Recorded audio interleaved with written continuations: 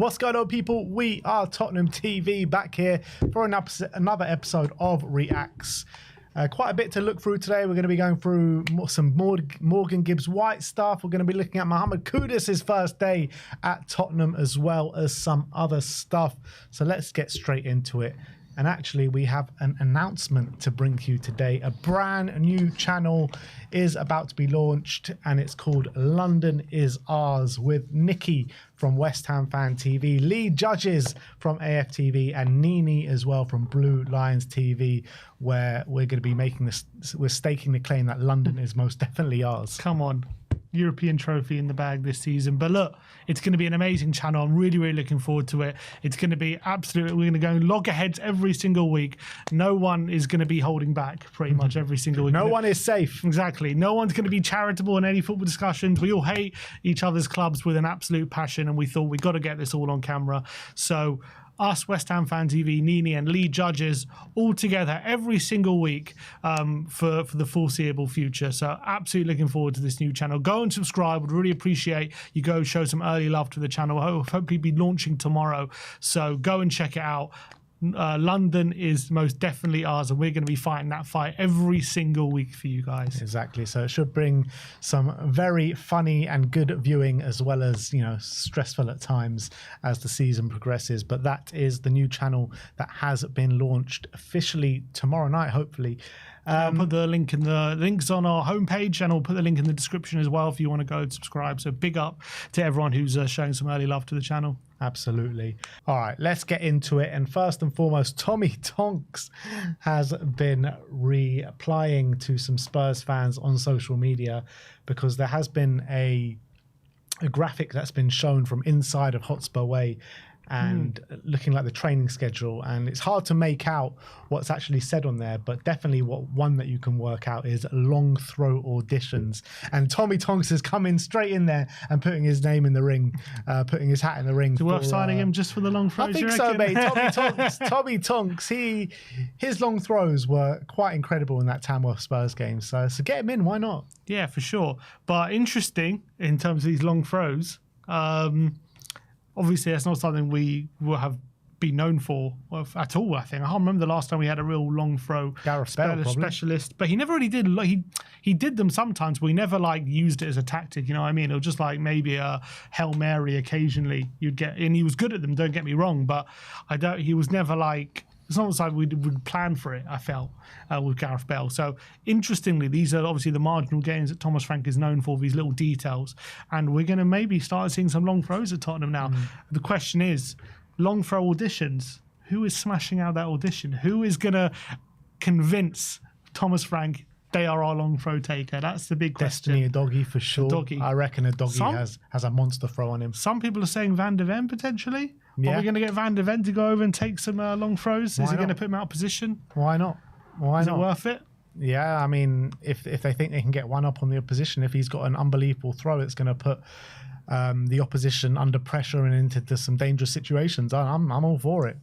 Who else do we think maybe could do a long throw? Porro, people are saying, but is that a normal thing? I saw one suggestion of Vicario. Get Vicario up there for long throws.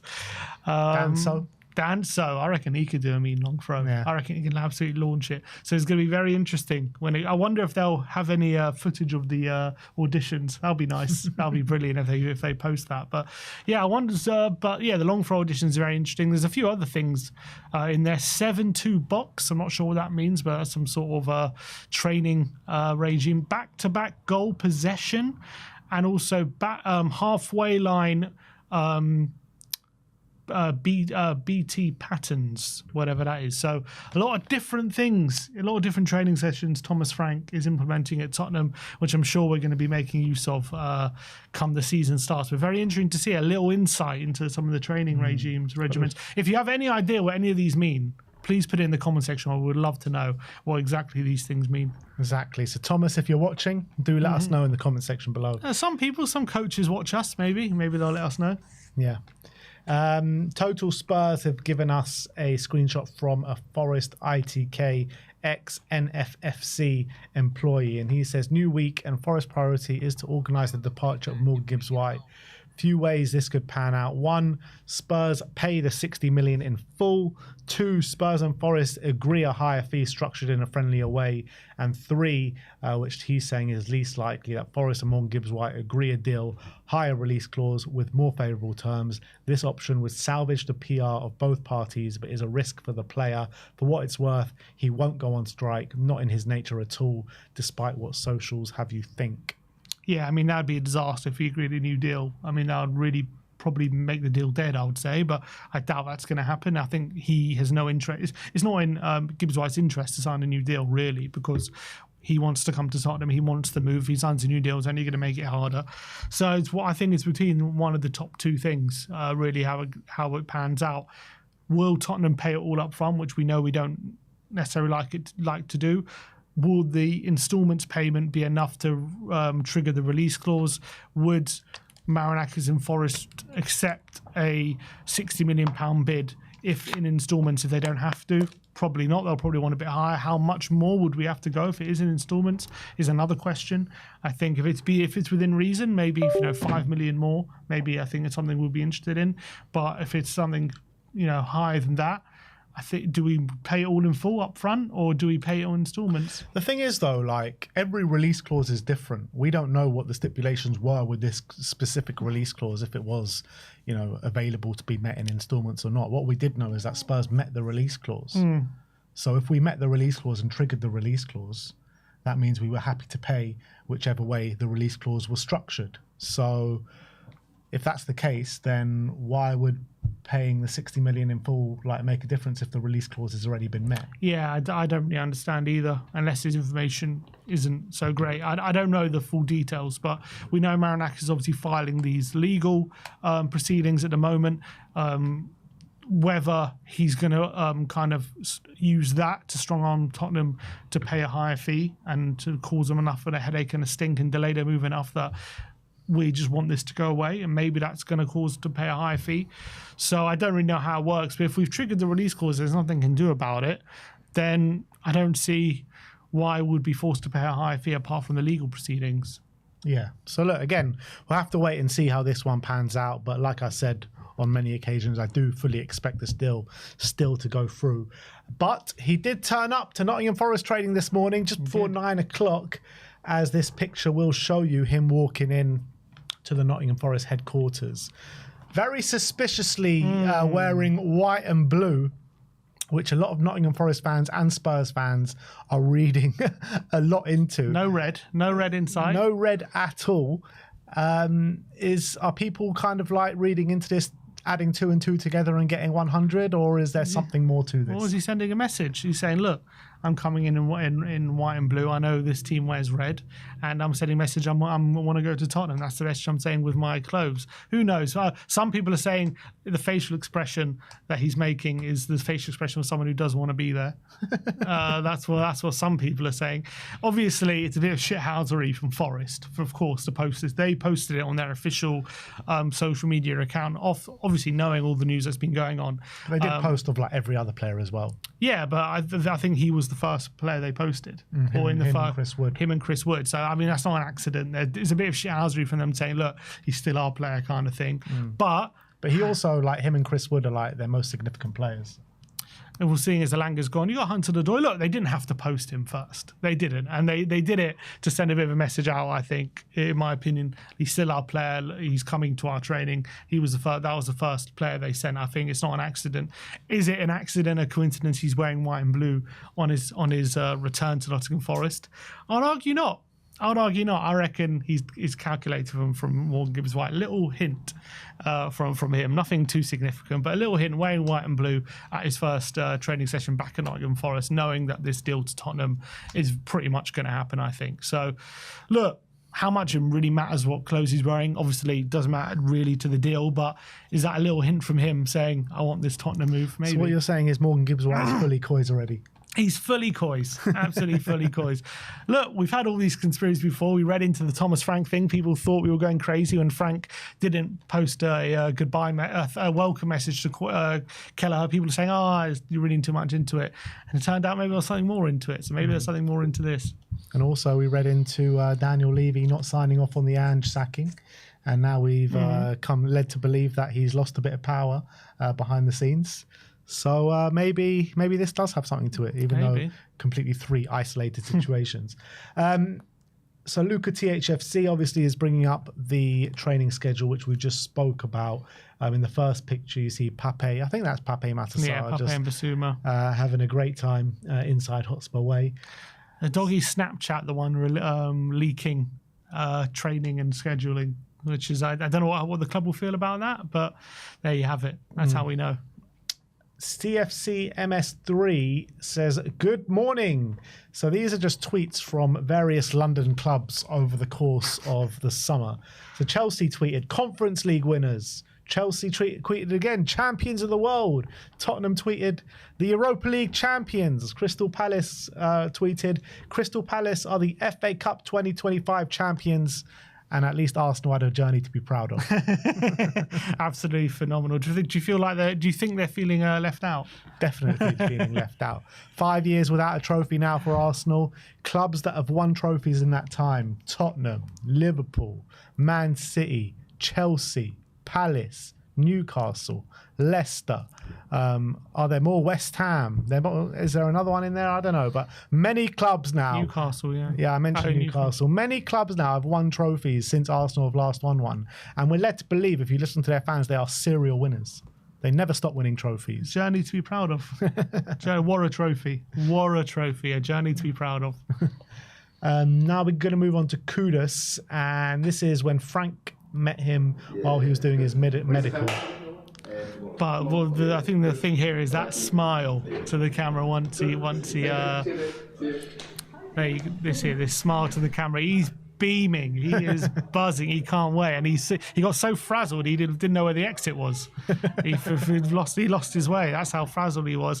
I think he is buzzing to be working with Kudus. He's super excited that we got him through the door. I think like many Tottenham fans are, I bet he can't wait to start working with him and start improving him and getting the best out of him, because we know what a talent Kudus is. You see that smile on Frank's face. He's buzzing for it.